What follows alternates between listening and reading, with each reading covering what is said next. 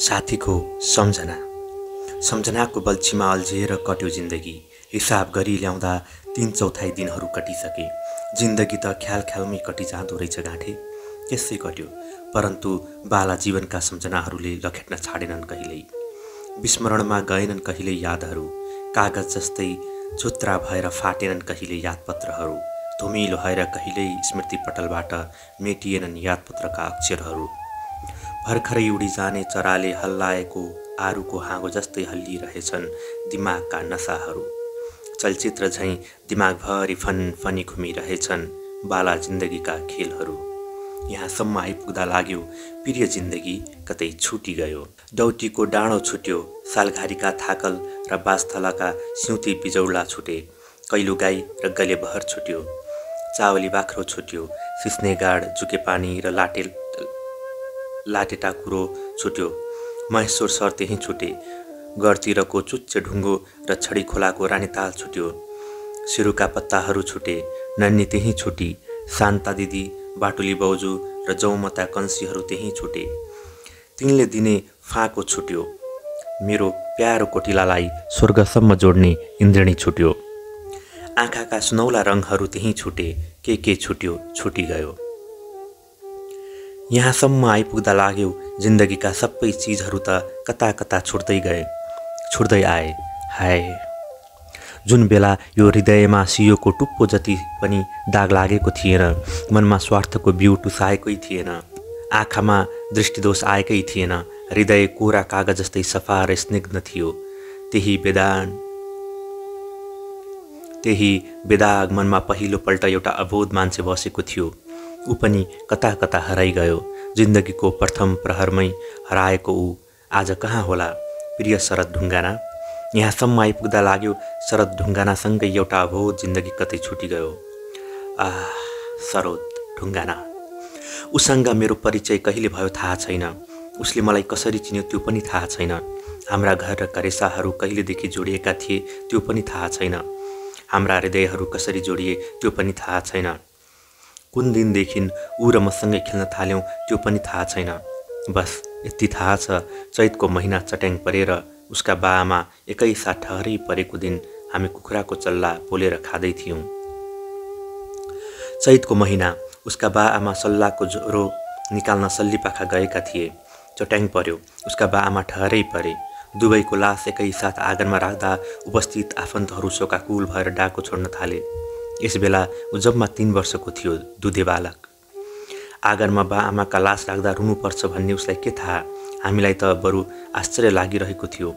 ठुल्ठुला र बुढा मान्छेहरू पनि किन रोइरहेका होलान्? गाउँका सारा मान्छेहरू आँगनमा जम्मा हुँदा कता कता हामीलाई रमाइलो मेला जस्तो पनि लागिरहेको थियो।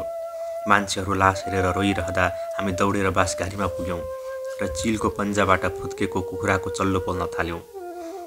रति काका र जमने दाई हरियो बाँस काट्न आउँदा केलडीका पातमा ऊ मजाले 2 भाग लाउँदै थियो। जन्म र मृत्युको रिससँग हामीलाई के लिनु दिनु? जन्मको खुसी र मृत्युको पीडाबाट निरपेक्ष भई हामीले जिन्दगीको मजा लुटिरहेका थियौँ। आफ्नो जिन्दगीको रथ आफै हाँकेका थियौँ। आफ्नो संसारका मालिक हामी आफै थियौँ। पोलेको चल्लो खाएर घर फर्किँदा झङ्करी दिदी भुइँमा खुट्टा बजारेर कुरेला छोड्दै थिए। लाउरेनी आमैले उसलाई आफ्नो अङ्गालोमा लिएकी थिइन्। 8 वर्षकी झङ्करी दिदीलाई बाआमाको मृत्युको चोट थाहा थियो। पीडा अनुभव भएरै ऊ रोएकी थिए। अरूको रुवाइले नपग्लिने पनि दिदी नै रोएको देखेपछि शरदले ठिठाउँदो मुख लगायो। भाइको निनाउरो अनुहार देखेपछि उसको छाती चरक्क चिरियो। ऊ झन् जोरले गला घोट्न थाले। चिरवात्सल्य वञ्चना यी अनाथ दिदीभाइको ठिठाउँदो अनुहार हेरेर त्यहाँ उपस्थित जनमानसका गह भरिए। बुढी आमैहरूका हृदय काटिए। आफ्नै निधारमा हत्केलाको धार ठोकेर लाउरेनी आमै ईश्वरलाई सराप्न थालिन्। हे पापी ईश्वर, यी बालकका आँसु लागिजाउन्, यी बुढाहरूको पाप तँलाई लागिजाओस्। लाउरेनी आमैको अङ्गालोबाट फुत्केर झङ्करी दिदी बाआमाको लासमाथि घोप्टिन थाली। यो दृश्य देखेर शरदका अनुहारबाट चञ्चलताका रेखाहरू उडेर गए। परन्तु बाआमा मर्नु भनेको के हो उसलाई थाहा थिएन। मर्नु भनेको कति टाढा जानु हो त्यो पनि ज्ञान थिएन। मरेपछि कहिले फर्कनु हो केही थाहा थिएन। थाहा नभएको जिन्दगी कति बिन्दास, सारा दुःखहरूबाट मुक्त। दुःख थाहा नहुने उमेरसम्म शरद खुसी थियो, तर जब आमाको अभाव र बाबाको रिक्तता महसुस हुन थाल्यो त्यसपछि ऊ आफू मात्र रुन थालेन, मलाई समेत रुवाउन थाल्यो। दिउँसोको समयमा बालक एक्लो हुँदैन, उसँग खेल्ने पुतलीहरू हुन्छन्, जिस्किदिने कुकुरका छाउरा हुन्छन्, नाच देखाउन आउने बाख्राका पाठा र खरायोको बच्चाहरू हुन्छन्, भगेराका बचेराहरू कुरा गर्न आउँछन्। उसको संसारित्व हुँदैन, मन अल्झाउने बहनाहरू अनेक हुन्छन्, परन्तु जब सूर्यले अस्ताचलको बाटो समाउँछ तिनीहरू सबै आफ्नै आमाको काखमा लुटपुटिन जान्छन्। त्यस बेला बालक साँच्चीकै एक्लो हुन्छ। उसको मनले त्यसै बेला भन्छ, मम्मी कहाँ हुनुहुन्छ, बाबा कतिखेर आउनुहुन्छ। आमाको अभाव त्यसै बेलादेखि खड्किन्छ उसलाई, बाबा नहुनुको पीडा त्यसै बेला बोध हुन्छ उसलाई। हरेक दिन सूर्यको उज्यालो भ्रम लिएर आउँथ्यो, दिन चहकिला हुन्थे, फूल, पुतली, चरा, हाँस र मृग शावकहरू उसका साथी हुन आउँथे। कोही नहुँदा पनि म हुन्थे, म हुँदा ऊ उसै चहकिलो हुन्थ्यो। दिनमा खै केमा मन बहली जान्थ्यो, तर जब साँझ पर्थ्यो उसको अनुहारमा फेरि कालीमा भरिन्थ्यो। दैलोमा उभिएर ऊ टाढाको बाटो हेर्थ्यो। बिहान चर्न गएका गाई भैँसीहरू साँझमा फर्किआउँथे, मेलापात गएकाहरू घर सम्झेर आउँथे, चारा टिप्न गएका चराहरू गुण र बचेरा सम्झी आउँथे। ऊ सोच्थ्यो काममा गएको सारा दुनियाँ फर्केर आउँछ, केवल मेरा बा आमा मात्र किन आउँदैनन्, कहाँ गए होलान्, कहिले आउलान्। वियोगले उसका मनमा प्रश्नहरू उब्जिन्थे, तिनै प्रश्नले मुटु रेट्थे। एक साँझ दैलोमा उभिएर ऊ अलाप्न थाल्यो, चाँडै आउनुहोस् न मामु, न्यास्लो लागिसक्यो, भोक लागिसक्यो, हजुरलाई मेलो माया लागेन र मामु, चाँडै आउनुहोस् न बाबा, मेलो बाबा, मामु, बाबा। स्कुलमा कहिले पुतलीका पखेटा पक्रिन दौडिन्थ्यौँ, कहिले पिपलका फेदमा धुलो माटोको घर संसार बनाइ खेल्थ्यौँ, कहिले जामुनका फेदमा फूल र पुतलीको बिहे गराइदिन्थ्यौँ। पढ्दा पढ्दै कहिले शरद कक्षा कोठामै निदाइदिन्थ्यो। उसको टाउकोलाई म आफ्नो दायाँ झाँक दिन्थेँ। अबेर भइसक्दा पनि घर नगएपछि झङ्करे दिदी खोज्दै स्कुल पुग्थे। ऊ मेरो जाँघमा टाउको राखेर निदाएको हुन्थ्यो, म टोलाएको हुन्थेँ। रुँदै ऊ भाइलाई छातीमा लाउँथे, म पछि पछि डोरिन्थेँ। छुट्टीको घन्टी बज्न साथ प्राय केटाकेटीहरू साँझका चरा चाहिँ हुरुरु उडेर भाग्थे। कसैलाई मम्मीले बनाएको खाजा खाने हतार हुन्थ्यो, कसैलाई बाबाले कान्छी औँला समातेर टहल्न जाने। तर शरदलाई के को हतार हुनु, बाटोको धुलोमा पैतलाका छाप छाड्दै हिँड्थ्यो। उसलाई हतार केही थियो भने बा आमालाई भेट्न हतार, बस त्यति। त्यसका लागि उसले रात पर्खनु पर्थ्यो। कहिलेकाहीँ रातका सपनामा उसका बा आमा आउँथे, टाउको मुसार्थे, काखमा बसाउँथे। बिउजिँदा खै तिनीहरू कता कता आँखैमा बिलाइसकेका हुन्थे। भेट भन्नु एउटा सपना मात्र, बस त्यति। एक दिन हिउँदको महिना, छुट्टीको दिन, पारिलो घाम, आँगनमा बसिरहेथ्यौँ। आमा र लाउरेनी आमैका हात सालका पातमा चलिरहेथे। झङ्करे दिदी भर्खर धोएका कपाल घाममा सुकाउँदै थिए। शरद र म पुराना फोटा हेरिरहेथ्यौँ। दुईटा पुतली कतैबाट उड्दै आए। एउटा आएर धपक्क शरदका कन्धामा बस्यो, अर्को धेरैचोटि चक्कर काटेर झङ्करे दिदीको कपालमा बस्यो। आँखाका परेली झैँ पुतलीले पखेटा तलमाथि हल्लाइरहे। उसले उडाउन खोजी, तर आमाले भन्नुभयो, नचला, बस्न दे, मान्छेको हंस जस्तो छ। दिदीभाइका शरीरमा बसेर पुतली देखेर लाउरेनी आमै पिलपिलाइन्, भनिन्, हेर कान्छी, यी पुतली, यी अभागी टुहुरा टुहुरीका बा आमाको हंस बोकी आए जस्तो छ। बा आमाको मन छोराछोरीका लागि कति तडपिदो हुँदो हो देखिस्। यी पुतलीहरू न मेरो काँध बसे न तेरो कपालमा, कता कताबाट आएर यी अभागी बालकहरूलाई नै सुगी सुगी बसे। छोराका लागि कति तडपिन्थी बिचरी गौरा। छोरामा प्राण बसेको थियो शिवको पनि। मर्ने बेला सन्तानकै लागि आत्मा कति तडपियो हुँदो हो। छोराछोरीलाई सम्झेरै घाँटीमा सास अड्क्यो होला।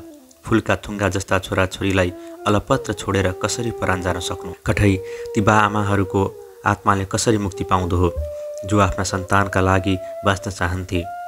मरेपछि पनि तिनका आत्माले सायद शान्ति पाएनछ। तिनको हंस यसरी डुलिरहेको हुँदो हो, जो पुतलीको भेष धारण गरेर आफ्ना छोराछोरीको टाउको मुसार्न आए। लाउरेनी आमैको कुरा सुनेर झङ्करे दिदी सुक्क सुक्क गर्न थाली। भावुक भएर आमाले आफूले सुनेको कुरा भन्नुभयो, मान्छे मरेपछि 84 लाख जुनी फेर्छ अरे दिदी। मान्छेको हंस कहिले पुतली बनेर घुम्छ अरे, कहिले चरा बनेर, कहिले कमिला बनेर हिँड्छ अरे, कहिले किरा बनेर। शिव र गौराको हंस अहिले पुतलीको भेषमा आफ्ना सन्तानलाई स्पर्श गर्न आयो। प्राण छोड्ने बेला पनि उनीहरूको ओठमा छोराछोरीकै नाम झुन्डेको थियो अरे। मरेपछि बाबुआमाको आत्माले पनि कहाँ मुक्ति पाउँछ र सन्तानका लागि निरन्तर वायुमा घुमिरहन्छ। कल्याणकारी सास बनेर छोराछोरीको चिरायुको कामना गरिरहन्छ। लाउरेनी आमैका आँसु झोरे सल्लाको घाउबाट चुहिएको लिसो झैँ तप्प तप्प चुहिरहे। आफ्नो अगाडिको निस्तब्ध दृश्य शरदलाई मन परेन सायद। उसले हेरिरहेको पुरानो फोटो पर राख्यो र हातमाथि उचाल्यो। उसको कन्धामाथिको पुतलीले आँखाका परिली हल्लाए झैँ फ्याट फ्याट पखेटा हल्लायो र भुर्र उड्यो। पुतलीका पखेटा पक्रिन खोज्दै शरद दौडियो। उसलाई पछ्याउँदै म पछि पछि कुदेँ। ऊ सास फेर्थ्यो, म उसको सासमा आफ्नो घाँटी जोड्थेँ। कहिलेकाहीँ त्यसैबाट काम चलाउँथ्यौँ। ऊ घरको खोपाबाट फर्सीका बिहा चोरेर ल्याउँथ्यो। तेलबाराको छायामा पुगेपछि आधा मेरो मुखमा हाल्थ्यो, आधा आफ्नो मुखमा। कहिले थाकलको गुदी निकाल्थ्यौँ, कहिले सिउँती बिजौलो। भोक लागेका बेला त्यसैले काम चलाउँथ्यौँ। आमाको बाकसबाट म गुड चोरेर ल्याउँथेँ, आधा उसको मुखमा हालिदिन्थेँ, आधा आफ्नो मुखमा। यसरी हामीले आफ्नो जिन्दगी चलाएका थियौँ। कार्तिक शुक्ल चतुर्दशी त्यस रात दुर्गा मन्दिरमा ठुलो मेला लाग्थ्यो। नाचगान, भजन कीर्तन, खेलमाल, देउडा र दोहोरी, गीत र नृत्य के हो के उधुम गरी चलिरहेथ्यो दुर्गा मेला। रातको मेला हेर्न घर घरबाट मान्छेहरू ओइरिएका थिए। झङ्करे दिदी भाइलाई पिठीमा बोकेर हुलको बिचमा हेलिएकी थिए। मान्छेहरूको ठेलमेल हुलले खुट्टा टेक्ने ठाउँ थिएन, तर पनि ऊ घचेटा घचेट गर्दै बीच ठाउँमा पुगी। वरिपरि देउडा खेल चलिरहेथ्यो। भाइलाई काखमा राखेर ऊ बिचमा बसी। रात धेरै बितेपछि आँखा झ्याप झ्याप भइरहेथे। शरदले भन्यो, दिदी पानी। उसले टाउको उठाएर हेरी। मान्छे नै मान्छेको भिडमा पानी कहाँ हुनु? पख त यहीँनिर बसिराख, म एकैछिनमा पानी लिएर आइहाल्छु। कहीँ नगइस् है, थपक्क बसिराखेस्। भिडको छिद्रबाट छिर्दै छिर्दै ऊ पानी लिन गई। पानी लिएर आउँदा शरद त्यहाँ थिएन। झङ्करी दिदीका चेत भरङ्ग भए। यहीँनिर त बसाएर गएकी हुनी, कता गयो त? ऊ आत्ती यताउति हेर्न थाली। टाउको उठाएर पर परसम्म पनि हेरी। शरद कतै देखिएन। खोइ मेरो भाइ, रुन्चे स्वरले वरपर बसेका मान्छेलाई सोधी। गयो होला कतै पसलतिर। आफ्नै आनन्दमा मग्न भएका मान्छेहरूले बेपरवाह साथ भने। उसको हातमा त पैसाको सुक्कु थिएन, के पसल जानु? उसले मनमा नै भने। ज्यादै पास लाग्दा कतै पानी खोज्न पो गयो कि? ऊ यताउति भौतारिन थाले। जसलाई सोधे पनि भन्थे, मान्छेहरूको यत्रो भिड छ, ठेलिएर कता पुग्यो कता? कहाँ जाला र बिहान भएपछि आइहाल्ला नि? घुप्लुक्क कतै गुडुल्किएको पो छ कि सोचेर ऊ भयग्रस्त भई। मान्छेले कतै कुल्चेर पो हिँडेका छन् कि? ऊ मान्छेका पैतलाहरूमा भाइलाई खोज्दै हिँडी। सोध्दै हिँडी। सोद्धा सोध्दै ऊ लाउरेनी आमै भएनिर पुगी। रुँदै भनी, लाउरेनी मा, मेरो भाइ खोइ? लाउरेनी आमै जिल्ल परिन्। हँ, के भन्छ यो? कहाँ छोड्या थिइस्? चपक्क समातेर राख्न सक्या थिइनस्? कहाँ गयो होला र यो रातमा? निदायो होला कतै? उनी उठिन्। हिँड, कतै गुडुल्क्या छ र कि? मान्छेहरूलाई छिचोल्दै उनी खोज्न थालिन्। रुँदै रुँदै आमा भएनिर आई। जेठीमा, मेरो भाइ कता हरायो? आमा आत्तिनु भयो। त कहाँ मर्या थिइस् र? एक्लै किन छोड्या थिइस्? भाइलाई समातेर बस्न सकिनस्? काखमै राखेर बस्या थिए। उसले पानी माग्यो, लिन गएँ। पानी लिएर आउँदा त ऊ थिएन। कता गयो जेठीमा? आफैसँग लिएर जान सकिनस्? यत्रो भिडमा कता गयो कता? हिँड, कहाँनिर छोड्या थिइस्? झङ्करे दिदीका पछाडि लागेर आमाले चारैतिर खोज्नुभयो। लाउरेनी आमैले सारा भिड छिचोलिन्। शरद भेटिएन। नवदुर्गा देवीले कस्तो जादु गरिन् त यो? अहिले कहाँ गयो त?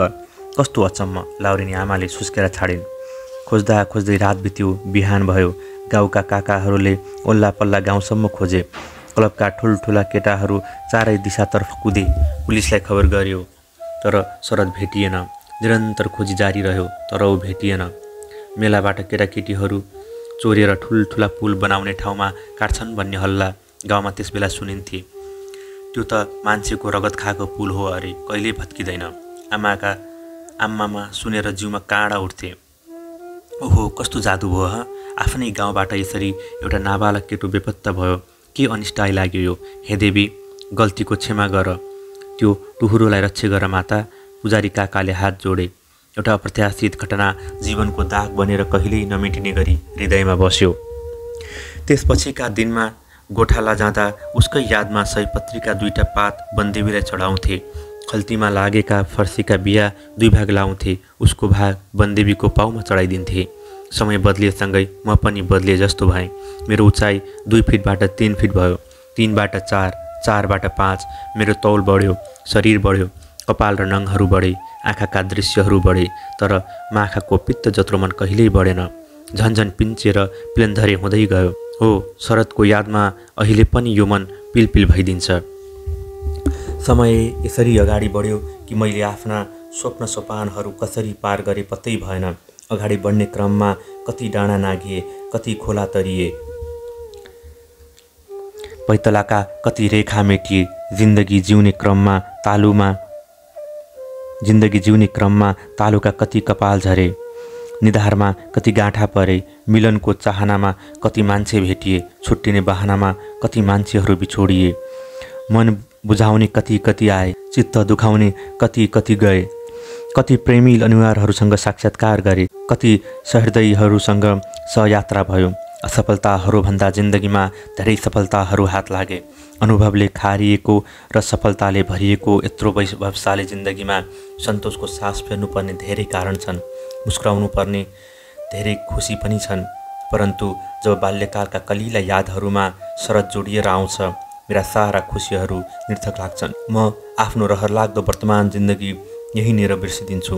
मलाई त्यही प्रिय जिन्दगीको तलतल लागिरहन्छ हरपल। बिछोडको त्यो घाउले दुख्न छाडेन कहिल्यै, स्नेहको एउटा निरीह अनुहारले लखेट्न छाडेन कहिल्यै। यतिका वर्षपछि पनि यो मनमा उब्जिरहने हाँसिया आकारका प्रश्नहरूले मुटु रेटिरहेछन्। कहाँ गयो होला मेरो प्यारो बालसखा? ए शरद, कहाँ छस् सखा? भनिदेन यार। के तँलाई मेरो सम्झना आएन कहिले? ती यादहरूले तँलाई कहिल्यै सताएनन्? रुखका हाँगा छिचोलेर चराका गुण उधिनेको बिर्सिस? बाँस झाडीमा कुखुराको चल्ला पोलेर खाएको बिर्सिस? दुलामा हात घुसारेर माछा मारेको भुलिस? डौटीका डाँडामा धुलो उडाएको बिर्सिस? फर्सेको बिहा र सिउती बिजौलो बाडेर खाएको भुलिस? घाँटी जोडेर एउटै सास फेरेको कसरी बिर्सन सकिस्?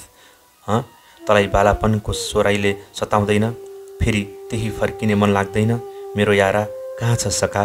भन्न शरद, मेरो दोस्त, यो आत्मलाभ टुङ्गिँदैन कहिले। 50 वर्षपछिको एक दिन, उस्तै घाम, उस्तै फुल, उही आँगन। सरासर म त्यहीँ पुगे जहाँ अघि शरद र म एक जोडी पुतलीका पखेटा पक्रिन कुदाकुद गर्थ्यौँ। त्यस बुढो र जीर्ण घरको आँगनमा एउटा कङ्काल जस्तो शरीर ठिङ्ग उभिएको थियो। कपडा नामको एउटा गामन शरीरमा फिरफिराइरहेको थियो। ध्वाँसेर लट्टै लट्टा परेको कलमैला कपाल, जोगीको जटा जस्तो जुरो, निचोरेर फालेको कागतीको खोस्टा जस्तो ओठ, उडार परेका आँखाका खोपिल्टा, छिपछिपे पानी जमिरहेका आँखा, झुम्रिएर झर्न थालेको कागुनोको बाला जस्तो उसको परानी। नचिनेर मैले यसै हेरिरहेँ, उसले उसै हेरिरही। म अफसोसमा परेँ। ऊ को होली? अफसोसमा पर्नु र कौवा कराउनु कस्तो संयोग हेर्नुहोस् त।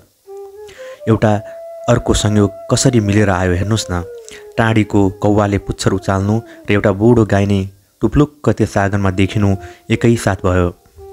एउटा जीर्ण काया, कान्ता बिरहीका जस्तो दयनीय स्वरूप, जिङ्रिङ दारी, लट्टै लट्टा परेका तिलचाम्ले कपाल, जुत्रा र मैला लुगा, भित्र छिरेका कोप्चे आँखा, क्लिक्क बाहिर निस्किएको रुद्रघण्टी, कौवाको चुच्चो जस्तो नाक, धर्साहरूले जोडिए जस्तो निधार, कमजोरीले फुल्न थालेको सास, हावाले हल्लिएको पात जस्तो धर्मराउँदो शरीर, काँधमा सारङ्गी र पुरानो झोला। उदेक लाग्ने यो कारुणिक चित्र त्यस आँगनमा उपस्थित भइ छाड्यो। दयालाग्दो एउटा पागलसँगको साक्षात्कार जस्तो, दिगदारीले भरिएको करुणान्त क्षण। हिउँदका पारिला दिनमा सारङ्गी रेट्दै मागी हिँड्ने त्यो गाइने आँगनको डिलमा टुक्रुक्क बस्यो। सारङ्गीको तार रेट्दै उसले एउटा बिरही झङ्कार छोड्यो। ए बरै कसको हो छोरा, कसको हो छोरी, कहाँ हो जन्मनु? ए बरै धरतीको भारा कति हो काट्नु, कहाँ हो मरनु? ए बरै। सारङ्गीको तार झुन्झुनाइरहेकै थियो। ठिक त्यही बेला कति टाढाबाट 2टा पुतली उड्दै आए। उड्दा उड्दै एउटा गएर त्यो कङ्कला महिलाका रुखा कपालमा बस्यो। अर्कोले बुढो गाइनेका काँधमा टक्क खुट्टा राख्यो। आँखाका ढकनी हल्ले झैँ पुतलीका पखेटा सुस्तरी हल्लिन थाले। अहो 50 वर्ष अघिकै दृश्य, उस्तै घाम, उही आँगन, उस्तै फुल, उस्तै पुतली, उस्तै पात्र, उस्तै कथा। उफ, सोधे, तपाईको नाम के हो नि दाजु? अनन्त करुणामा डुबेको अनुहार उसले मतिर फर्कायो। के हुनु हजुर? बिर्ख बहादुर। अहो, नामप्रति पनि कत्रो वैराग्य उसमा। घर कहाँ हो नि? कहाँ आउनुभयो? मैले निर्मोही लवजमा भने। कठै कहाँ भनम हजुर? उसले कपाल कन्यायो, पसिना पुछ्यो। यही प्रश्नले त मुटु काटिरहन्छ। यो प्रश्नको उत्तर त म जिन्दगीभर दिन सक्दिनँ हजुर। अनुहारभरि उसको कालीमा भरियो। बाहुलाको आँसु र निधारमा पसिना पुछ्यो। हत्तेरी, मन खिन्न भयो। सोचे, उसको घर मलाई किन चाहिएको थियो? नसोधे पनि त हुन्थ्यो नि।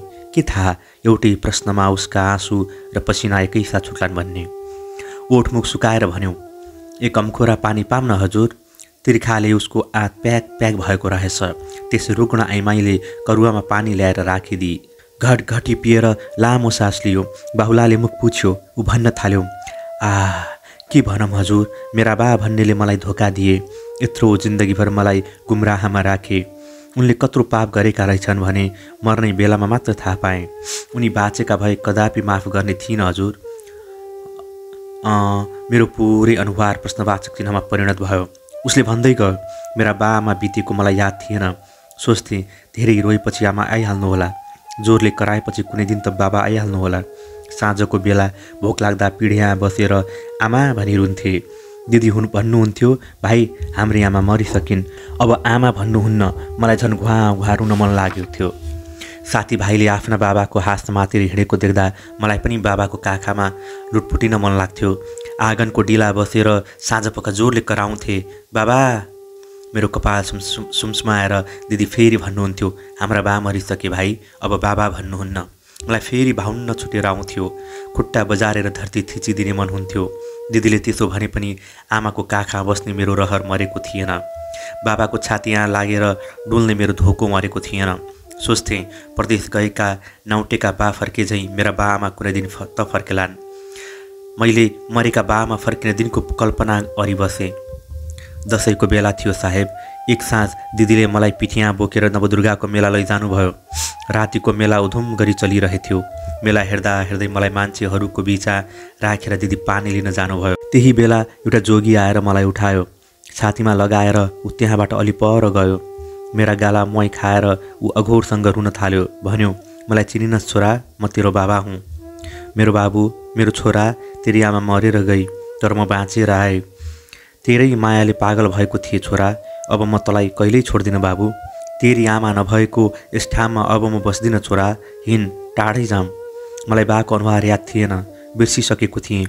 सोचे, बा मरेका रहेनछन्, जिउँदै रहेछन्। एक दिन मेरा बा अवश्य आउलान् भन्ने आशा गरेकै थिएँ। आए, म खुसीले पुलकित भएँ। उनका खोकिलामा टाउको घुसाएर धरधरी रोए। भक्कानिए, मेरा हिक्का छुटिरहे। उनले कपाल सहलाइरहे। उनी पनि मेरा गाला चुम्दै रोए। उनले मलाई काखा बोकेर हिँड्न खोजे। मैले भने, दिदी पानी खोज्न गएकी छे, उसलाई पनि लिएर जाऊँ बा? उनले मानेनन्। भने, अर्काको घर जाने जात जहिले छोडे पनि आखिर छोड्नु नै छ भने किन लिएर जाऊँ? नलगाऊँ, यहीँ छोडिदिउँ। मलाई त्यस बेला दिदीको अघोर माया लाग्यो। घुवा रोए, छटपटाए। नाइ नाइ दिदीलाई छोडेर म जान्न भनेर उनको अँगालोबाट फुत्किन खोजे। उनले मानेनन्। झन् कसिलो गरी च्यापे। अँध्यारो रातमा उनी फटाफट त्यहाँबाट कुदे। केही समयपछि म उनको अँगालोमै निधाएछु। रातारात कहाँ पुऱ्याए थाहै भएन। बिहानतिर उनी एउटा बडेमानको घरमा सारङ्गी रेटिरहेका थिए। घरवालीले दाल भात दिइन्, चामल दिइन्, 5 रुपियाँ दिएर बिदा गरिन्। उनको काम सारङ्गी रेट्दै हिँड्ने रहेछ। गाउँदै सारङ्गी बजाउँदै कहाँ कहाँ घुमाउँदै गएँ। पछि मलाई पनि गाउन र सारङ्गी बजाउन सिकाए। सुरुमा मलाई दिदीको मायाले खुब सतायो। मलाई मेरी दिदी कहाँ पुऱ्याइदिनुस् बा भनेर रोएँ, कराएँ। कति दिन त खानै नखाइ बसेँ। तर उनले सम्झाए, बुझाए। बिस्तारै मन भुलिँदै गयो, रमाइलो लाग्दै गयो। उनले देश दुनियाँ घुमाए, आफैसँग सुताए, आफ्नै हातले खुवाए, नुहाइदिए, कपडा धोइदिए। कहिल्यै एक्लो छाडेनन्, आफैसँग हिँडाए। कहिल्यै नराम्रो वचन बोलेनन्, गाली अरेनन्, पर बस समेत भनेनन्। मलाई उनले आफ्नो मुटुको रगत जत्तिकै माया अरेर पाले। म बढ्दै गएँ, सारङ्गी रेड्दै उनका साथ देश दुनियाँ घुम्न थालेँ। मैले मेरो पुरानो जिन्दगी बिस्तारै बिर्सिएँ, साथीभाइ बिर्सिएँ, दिदीको धुमिल याद आउँथ्यो, बिस्तारै त्यो पनि आउन छोड्यो। जब बाबा नै सँगै थिए भने अरूको याद आउन पनि त जरुरी थिएन। उनको माया पाइरहेकै थिएँ, अरू सबै बिर्सिए। धेरै वर्षपछि जवानीका दिन गुज्रिने बेला हेम्जा निवासी हर्क गन्धर्वकी छोरी मानमतीसँग मेरो विवाह गरिदिए। हाम्रो सारङ्गी रेट्ने पेसा, सारङ्गी रेट्दै हामी देश दुनियाँ घुमिरहन्थ्यौँ। ऊ घरमा एक्लै हुन्थी, एक्लो बस्दा बस्दै दिक्क लागेर होला ऊ पनि अर्कैसँग हिँड्दी। फेरि हामी उस्तै भयौँ। बुढा बाबुको सेवा अर्दा अर्दै जिन्दगी गुजार्दै थिएँ। एक्कासी बुढालाई दमले च्याप्यो। धेरै वर्षदेखि उनी दमले पीडित थिए। दमले च्याप्दै लगेपछि अस्ति पुसको महिना खुत्रुक्कै हुन आँटे। गला सुनपानी चुहाउँदै थिएँ। उनले भने, बिर्खबहादुर, मेरो मर्ने बेला हुन लाओ। एउटा सत्य कुरा खोल्छु है, मलाई पापको भारा नलाओस्।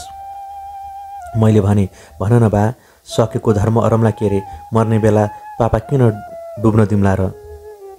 अन्तिम धुकधुकी चल्ने बेला उनले भने, बिर्खबहादुर, तेरो असली नाम बिर्खबहादुर होइन, त्यो त मैले दिएको हुँ। तेरो असली नाम चाहिँ मैले बिर्सेँ। तँलाई मैले उहिल्यै डोटी आँटा चोरेर ल्याएको हुँ। त्यति बेला त 5 वर्ष जतिको थिइस् होला। हो छोरा, मलाई पाप नलाओस्। खास कुरा के थियो भने मेरो छोरा 3 वर्षको हुँदा उसकी आमासँगै उसलाई खोलाले बगायो। फुलको थुङ्गा जस्तो छोरा र जुन अस्ति जहानलाई बाढीले बगाइदिएपछि मना वृक्तल पैदा भयो। पागलपनले मन बिथोल्यो। त्यही रनाहामा सारङ्गी रेट्दै डोटी पुगेछु। त्यहाँ गाउँ गर्खा डुल्दै जाँदा एकदिन ठ्याक्कै काटी कुटी मेरो छोरा जस्तै बालक देखेँ। त्यो बालक तै थिइस्। तँलाई देख्दा छोराको झलकोले मन झन् पागल भयो। बाटा हिँड्दा पनि तँलाई एक्लै देखेको बेला काँखा राखेर मुहाई खाम जस्तो लाग्थ्यो। पुत्र वियोगले म पागल थिएँ। तँलाई देखेपछि झन् रन्थनिएँ। मना पाप पलायो। सोचेँ तँलाई मेरै छोरा बनाउन पाए भए। त्यसकारण 1 महिनासम्म जोगी भेषा दुर्गा मन्दिरको पाटी यहाँ बसेँ। तेरो बारे यहाँ सबै कुरा पत्ता लगाएँ। बा आमा मरेको टुक्रो होस् भन्ने थाहा पाएपछि झन् माया बढेर आयो। तँलाई एक्लै भएको मौका कुरी बसेको थिएँ। एक रात दुर्गा मेलाट तँलाई उठाएर हिँडेँ। पालन पोषण अरेर हुर्काएपछि त मेरै छोरो भइस्। म तेरै बाबु बने। मेरै मरेको छोराको नाम तँलाई दिएँ, बिर्खबहादुर। तेरी एउटी दयालु दिदी थिई, तँलाई सधैँ पिठा बोकेर हिँड्थी। त्यस दिन पनि दुर्गा मेला तँलाई पिठिया बोकेर ल्याएकी थिई। तँलाई मैले काँखा बोकेर भाग्ने बेला दिदीलाई पनि लिएर जाऊँ भनेर त कति रोको थिइस्, तर मैले मानिनँ। त हराएपछि उसले कति खोजी होली। मलाई माफ गरिदे बाबु बिर्खबहादुर। मैले जे अरे पुत्रकै ममत्वमा पागल भएर अरे। सक्छस् भने आफ्नो दिदीलाई भेट्न एकचोटि डोटी जाएछ है बाबु। भगवानको मायाले ऊ बाँचेकी होली। एकचोटि आफ्नै दिदीको मुख हेरेर आएछ है बिर्खबहादुर। बोल्दा बोल्दै ऊ हिरिक्क भए। मलाई भाउन्न छुट्यो, रिङ्गटा लाग्यो। दिउँसै आकाश तारा देखे जस्ता भए। मेरा आँखामा बितेका 50 वर्ष फनफनी घुम्न थाले। दिमागका नसा फुट्लान जस्ता भएर उफ्रिन थाले। जिउभरि विषादका काँडा उम्रिए। कठै भगवान, मैले मेरा बाउ भनाउँदाको मुखबाट के सुने थियो? कहाँ गए मेरो जिन्दगीका 50 वर्षहरू? मेरो दिदीको काखबाट खोसेर मलाई यो सजाय किन दियो मेरा बाबु भनाउँदाले? त्यहाँबाट मलाई जिन्दगीदेखि वैराग्य लाग्यो। हरे भगवान, मेरो जिन्दगीमाथि यत्रो खेलबाड। कठै हजुर, के जुनी पाएछु मैले? सिङ्गो जिन्दगी मलाई गुमराहमा बाँच्न विवश गराउने बाबु भनाउँदाको मृत अनुहारा हेर्न मन पनि लागेन हजुर। लास त्यसै लछारेर हेम्जा खोला मिल्काएँ। काँधा यही झुत्रो झोला भिरे, सारङ्गी बोके र त्यहाँबाट हिँडे। बाबु भनाउँदाले सारङ्गी रेट्न पैसा लगाए हजुर। रेट्दै आएँ र डुल्दा डुल्दै यहाँसम्म आइपुगे। जसले एक गाँस दिन्छ त्यही खान्छु, जहाँ रात पर्छ त्यही सुत्छु। अब भन्नुहोस् साहेब, मेरो घर कता हो भनौँ? मेरो जिन्दगी एउटा सपना जस्तो भएछ हजुर। आफ्नो स्वार्थका लागि एउटा बाबुको हृदय यतिसम्म तल गिर्दो रहेछ। जब थाहा पाएँ घाइते भएर रन्थनिँदै घरबाट निस्केँ। मान्छेको जिन्दगीमाथि कहिल्यै भगवानले खेलाँची अड्दो रहेछ, कहिले मान्छेले नै। गरिबको भाग्य त भगवानले लेखिदिएको सुख पनि नअड्दो रहेछ हजुर। स्वार्थी मान्छेले मेटाइदिँदा रहेछन्। संसारको रीत यस्तै रहेछ। अब जिन्दगीमा एकचोटि मेरी दिदीको मुख हेर्ने धोको मात्रै बाँकी छ हजुर। बाँचेकै होलिन् कि मरिसक्या होलिन्, खोइ कहाँ होलिन्, कस्ती होलिन् मेरी दिदी, कसरी पत्ता पाइएला हजुर, पत्ता पाएको भए जसरी पनि भेट्ने थिएँ। उसका अन्तिम शब्दहरू सुनेर आँगनमा ठिङ्ग उभिएकी त्यस कृष्काय आइमाईको हृदयको बाँध भत्कियो, भक्का नफुट्यो। ऊ धरधरी रुन थाली। दुखी नैना ऊ अरू कोही थिइन, उस समाना देखेकी विकल हृदय झङ्करी दिदी थिई। गाइनेले आफ्ना सजल नयनहरू एकपटक विस्फारित गर्यो। यताउता लत्रिएका लटेझुम र कपाल कानका जरामा सिउरियो, टाउको उठायो। मैले अपलप उसको करुणाद्र अनुहार हेरिरहेँ। एउटा बिरानो गाइनेका अनुहारमा पलाएका रुक्षदारीहरू बिराना थिए। तिल चामले कपाल बिराना थिए। रुद्रखण्डी बिरानो थियो, आवाज बिरानो थियो, बोलीको लवज बिरानो थियो, लवाई बिरानो थियो, पुरा हुलिया उसको बिरानो थियो। परन्तु मेरो भगवान, सारा बिरानो हुलियाको बीचमा पनि नजाने खै के चिज आफ्नो जस्तो थियो। कहीँ कतै देखे जस्तो, चिने जस्तो, सँगै हिँडे जस्तो, बोले जस्तो, खेले जस्तो, दया कञ्चट निरको तिले कोटी छोए जस्तो। अहो, कस्तो कस्तो व्यक्त गर्नै नसकिने बल्झिरहेको विगत त्यहाँ बिल्कुल आफ्नै जस्तो। उसको कन्धामा बसेको पुतली उडेर कपालमा बस्यो, कपाल सुँग्यो, त्यहाँबाट उडेर पिठ्यूमा बस्यो, पिठ्यू सुग्यो। आँसु पुस्न उसले बाहुला उचाल्दा पुतलीले पखेटा फ्याट गर्यो र भोर उड्यो। एक्कासी म 50 वर्ष अघि पुगेँ। पखेटा फिर गर्दै पुतली उड्यो। पुतलीका पखेटा पक्रिन खोज्दै शरद उड्यो। म उसका पछि कुदिरहेँ।